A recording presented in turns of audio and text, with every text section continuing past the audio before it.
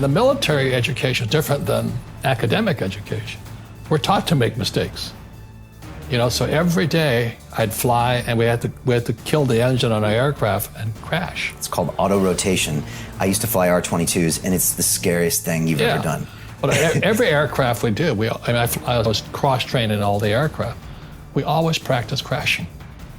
Because one day, as you know, you will crash. And you did crash. And I did crash 3 times. But if I didn't practice that, I'd be dead. So what happens to the average person in a financial crash, they don't know what to do. And right now, as you know, for the middle class of the world, we're in a crash. The purchasing power of the yen, the euro, the rupiah, all going down. And people are working harder and harder and harder, and the central banks of the world are printing more money.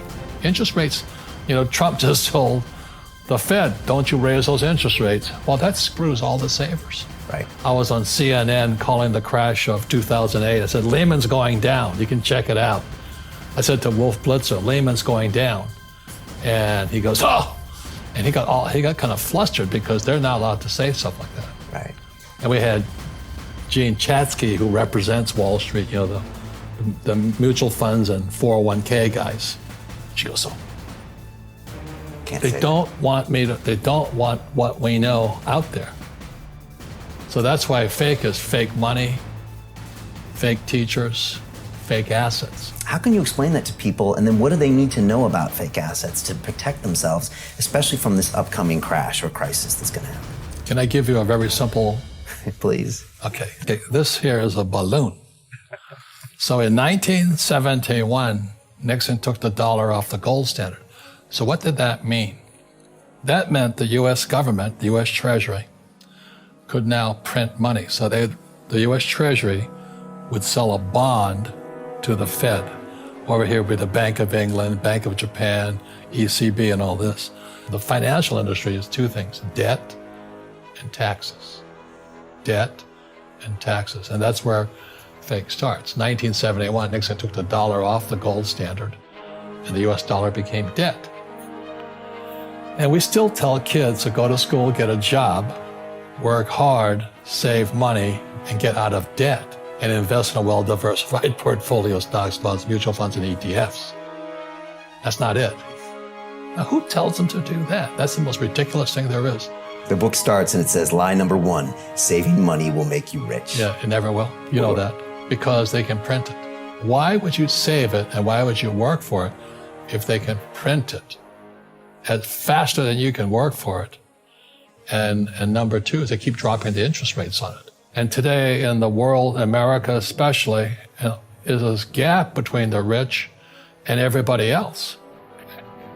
And I know the game of the rich. My rich dad taught me, you know it because you're the banker. The game the bankers and the rich play is different than what they teach you in school. If you read Rich Dad, Poor Dad, Rich Dad's lesson number 1, the rich don't work for money. Don't you touch that stuff. The people that are being screwed today are the poor and middle class because they work for money. The banker friends, they're not working for money. They have money working for them. Yeah. Right. Very big difference in mentality here. So we have, in America today, we have, even Ray Dalio of Bridgewater, one of the biggest hedge fund guys in America. He's saying this gap between the rich and everybody else is too wide. Well, you could have seen that back in 1972. Because the moment you corrupt money, the very thing that everybody works for, saves, counts on, they were screwed anyway. And our school systems, fake money, fake teachers, fake assets, part of that same system. Government, education, Wall Street, or City of London. And in Paris today, they have the yellow jackets. Yeah, the protesters. What's going on in America today are red for ed. All these school teachers are putting on red t-shirts because they know they're being screwed. They're protesting and all this. Their pension plans have been sucked dry by Wall Street. And what do? They put hedge fund managers in to manage the pensions. You gotta be kidding me. You put a hedge fund guy in to manage the biggest pot of money called the school teachers, firefighters, and police officers' pensions? They just sucked all the cash out of it. And the teachers are going, What happened to us? But because they don't know anything, it's red for Ed. They're out there protesting in mass all over the United States. But you don't hear about it. They talk about the Yellow Jackets. They don't talk about red for Ed. So this whole thing is coming apart right now. And it goes back to the question I have always asked, why doesn't our school teach us about money? Because Wall Street won't let them. That's simple. That's And so if someone's listening to us that's stuck in that poor middle class trap and they hear it's their fear that ultimately is keeping them from that, that's a hard thing to hear, Robert. Well, every time I do a lot of speaking to the masses out there, Lehman doesn't invite me in because we're gone, but it's so risky. What you're saying is risky. And I said, what I do isn't risky for me, but it's risky for you. And when somebody says, what is risk? You have to look in the mirror. Do you know what I mean? For me to fly in Vietnam, that was high risk. But the higher the risk, the more you have to study. You know that, I know that. So if you're not going to study, you're not going to practice and all that, then you should do what Wall Street tells you to do. Buy, 401ks, mutual funds, ETFs and all that. But that's where they're fake assets, because they only make Wall Street or the City of London rich. Just watch where the cash is flowing. Follow the money. Yeah. It's not making the poor middle class rich. All Wall Street in America has done is rip off the pensions, because pensions are the biggest pool of money in America. And states like Kentucky, New Jersey, Illinois, California, Hawaii are going bankrupt because Wall Street went in and just sucked all the cash out of their pensions. So the school teachers like my dad, the firefighters and police officers, they have no retirement now. And so that's why it's fake money, fake teachers, fake assets. They're the same system.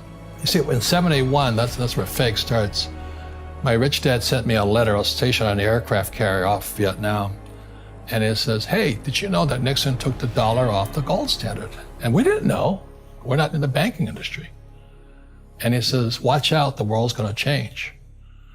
So by the time I got the letter, it was '72. My co-pilot and I said, well, what does gold and gold standard mean? Well, we didn't know. Was illegal for Americans to own gold in '72. Imagine that. Wow. That's how powerful gold was. And the more I researched it, the more I found out. So my co-pilot and I, where the book starts, fake starts, we fly behind enemy lines to go look for gold. We went to look for gold, and we're standing in front of this little Vietnamese woman who's the broker for the gold company, and she's selling this little cubes, nuggets of gold. And then, gold was 35 an ounce. It was now pushing 50 an ounce. So I figured, well, she's behind enemy lines, we're behind enemy lines, I can negotiate a deal. And she's a little tiny woman, little red teeth, because they chew beetle nuts all day long. And I go, I'll give you $40. She goes, so what's she laughing about? We're behind enemy lines, I got US dollars. She goes, and then I realized she knew more about money than I did.